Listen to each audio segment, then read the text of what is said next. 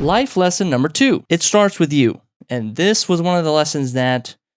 I still am trying to get familiar with. When it comes to who you are, how you run your life, you have to believe that you are capable of doing it. I have confidence, and I've always had confidence, and I have this, of course, but I have, the typical,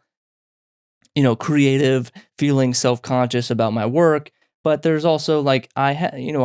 thought to myself, like, I have a normal level of confidence, self-confidence, where I believe that I can do things, but I never have in my life like articulated that, or I've never like had to feel like I need to trick my mind into doing like,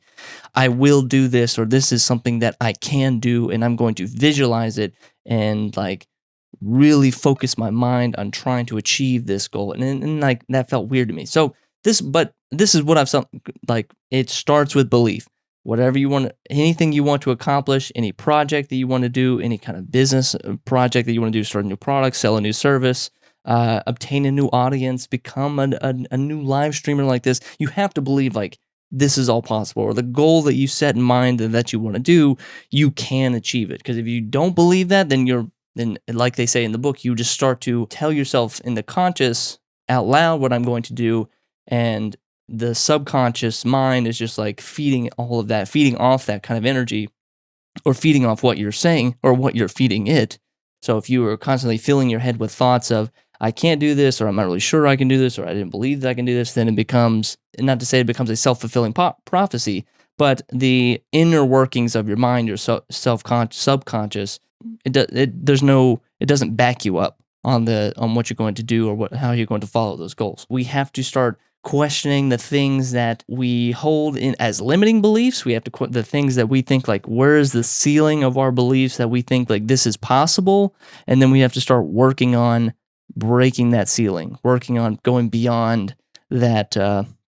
limit. So that is one side of this kind of, it starts with you. You have to believe that you are one of the best. You have to believe in your capabilities, that you can do this, that you can achieve this. Now let me talk about the other side of that, because this is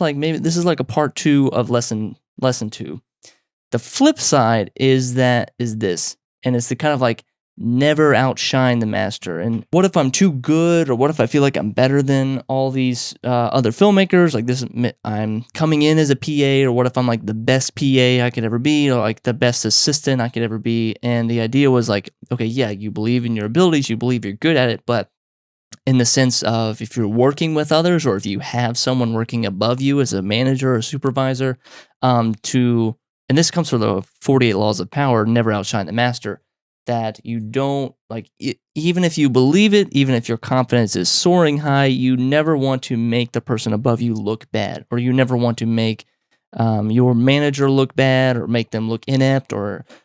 incompetent compared to you, or create some kind of odd distance or dissonance between the two of you, that,